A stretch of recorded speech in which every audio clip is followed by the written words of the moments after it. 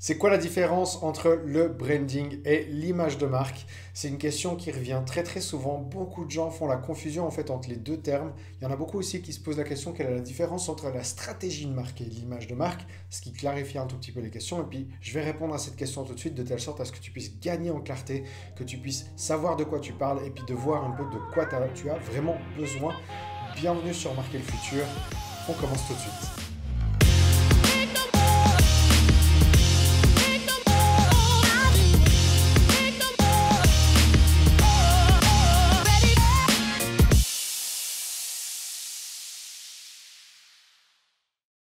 Voilà, si tu ne me connais pas encore, je suis Pascal Stéphanie, je suis un expert en stratégie et en image de marque et j'aide mes clients à créer un branding aux petits oignons. Je leur permets d'avoir une marque qui soit ultra attirante, irrésistible, de telle sorte à ce qu'ils puissent attirer, tu vois, leurs clients de rêve, que leurs clients de rêve soient de plus en plus fidèles, de plus en plus loyaux en fait auprès de la marque qu'ils achètent souvent, qu'ils achètent plus cher, que la valeur perçue de la marque. Enfin, tu vois tous les bénéfices là comme ça qu'on peut avoir en créant sa marque et puis son branding.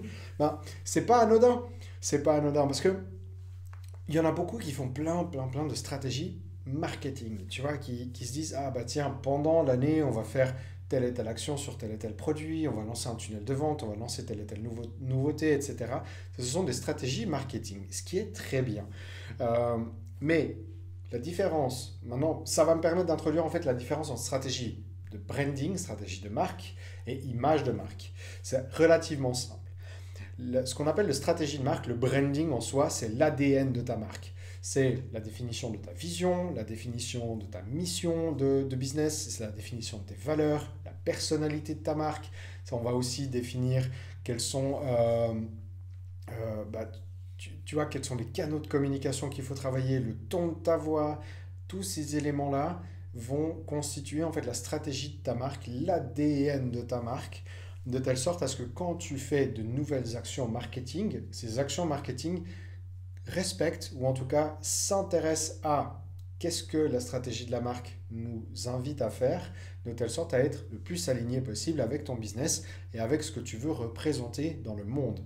La stratégie de marque te permet de définir ce que tu vas représenter aux yeux du monde. Il y en a beaucoup, Martin Neumayer qui le dit aussi, le branding, c'est le gut feeling, c'est tu vois, le ressenti un peu indescriptible que peut avoir une personne lorsqu'elle est au contact de ta marque. Que ce contact, il peut être direct, hein, je rentre dans ton magasin, je suis sur ton site internet, comme indirect, je pense simplement à toi, je vois ton logo quelque part, etc. Euh, L'image de marque, quant à elle, ben c'est tout l'aspect visuel, c'est tout l'aspect du logo, des couleurs que tu utilises, des polices d'écriture, etc., etc. Et c'est un élément qui vient toujours en deuxième. Tu ne peux pas commencer un logo de business si tu n'as pas un ADN de marque posé. Enfin, tu pourrais, mais je ne te garantis pas le résultat. Parce que, en fait, si tu ne sais pas du tout ce que tu veux représenter aux yeux du monde, en termes de mots, en termes de clarté, tu vois, si t'es pas vraiment clair par rapport à ça, et ben quand tu vas demander au graphiste, au designer ou même à toi-même de créer un logo, tu vas avoir une idée peut-être, mais ce sera jamais aussi puissant parce qu'on ne pourra pas s'appuyer sur l'ADN de ta marque de telle sorte à créer un logo qui répond vraiment à tes besoins. Et c'est là en fait où je ne peux que t'inviter à travailler ton ADN de marque. D'ailleurs, si tu veux travailler ton ADN de marque, j'ai un document super intéressant que je te mets là en description. Dans les premières lignes de description, ça s'appelle le manuel de psychologie du branding. Ce sont les premières questions à se poser en fait en termes d'ADN de marque, de telle sorte à avoir un business, tu vois, qui commence à gagner beaucoup plus de puissance au niveau des émotions, qui commence à vraiment tu, tu vas générer une vraie relation émotionnelle avec ses clients. Donc télécharge vite ce document, pose-toi les questions qui sont posées à l'intérieur, prends le temps de répondre à ces questions et tu vas voir que tout d'un coup, tu vas pouvoir adapter deux, trois éléments dans ta boîte et ça va faire une différence, mais radicale pour tes clients. Tu vas voir, ils vont tout de suite te dire la différence et ils vont tout de suite te faire noter la différence. Ils vont vraiment apprécier, ils te diront merci. Généralement, ils te disent merci en achetant plus souvent. Donc, allez, dépêche-toi, télécharge le document. Euh, En parlant de ton image de marque maintenant. Quand on fait l'image de marque, eh ben, c'est super intéressant, tu vois, d'avoir tous les éléments de l'ADN parce que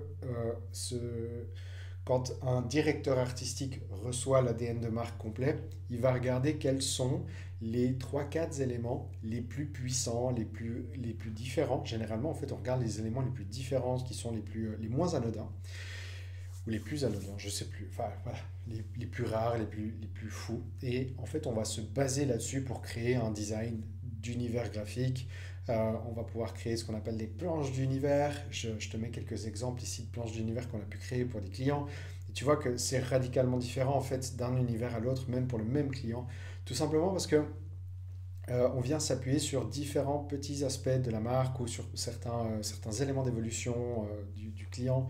Il y a plein d'éléments sur lesquels on peut se baser. Ce qui est génial en fait pour les clients, c'est que à chaque fois qu'on présente un document, on peut se ramener sur un des éléments de l'ADN de la marque qui est cher et qui est précieux pour le patron d'entreprise. Et c'est à ce moment-là en fait qu'on peut expliquer, storyteller ce qui se passe. Et même si tes propres clients ne vont pas connaître le storytelling que moi je t'aurais dit, en fait, ils vont le découvrir petit à petit. Puis les clients les plus intéressés, puis les plus engagés émotionnellement, eux vont commencer à ressentir cette liaison et puis ce petit storytelling que tu vas faire, ils vont se le construire tout seuls. Et c'est là où la magie de la loyauté arrive. C'est que quand un client commence à comprendre un petit peu le storytelling que nous, on a pu mettre dans les planches d'univers, dans les logos, dans les éléments, et que ton client commence à le découvrir tout seul, à ce moment-là, il se passe un truc magique sur lequel il est engagé, il est genre quasiment marié à ton entreprise et tu auras besoin de faire beaucoup moins d'efforts de telle sorte à le fidéliser, de telle sorte à le faire revenir dans ton business et faire en sorte qu'il achète. Voilà, ça c'est vraiment la grande différence. Enfin, ça m'a permis de te donner un peu la différence voilà, entre stratégie de marque, qui est une vraie définition. On travaille avec des mots, on travaille avec le positionnement, on travaille avec des valeurs. C'est vraiment textuel, c'est verbal. Et ensuite de ça, on travaille sur l'image de marque qui, elle, est beaucoup plus graphique, visuelle. J'espère que cette vidéo t'a aidé. Si c'est le cas, je t'invite à me laisser un j'aime. C'est l'occasion de nous aider à toucher plus de monde et puis à montrer à l'algorithme de YouTube qu'on est cool, hein, donc sympa. Je t'invite également à t'abonner à la chaîne et à cliquer sur la cloche, comme ça, le jour où je ressors de nouvelles vidéos, environ tous les 2-3 jours, eh ben, tu vas être notifié, puis ça te donnera l'occasion de venir encore améliorer ton branding et puis améliorer ta marque. Et également, ben, je t'invite à télécharger le document qui se trouve juste ici, qui s'appelle le manuel de psychologie du branding, un document qui va vraiment déjà te poser quelques bonnes questions sur tous les trucs qu'on fait nous en ADN de marque avec nos clients. Donc prends un coup d'avance, je t'en prie, télécharge le document, il est complètement gratuit, je l'ai fait exprès pour que tu puisses commencer à travailler là-dessus. La seule chose que je te demande en échange, c'est un email, c'est de bonne guerre. Et puis, je te dis à très vite pour une nouvelle vidéo. Merci infiniment pour le temps que tu m'as accordé parce que c'est la valeur la plus précieuse que tu possèdes. Et n'oublie pas de marquer le futur. Une belle journée à toi. Ciao.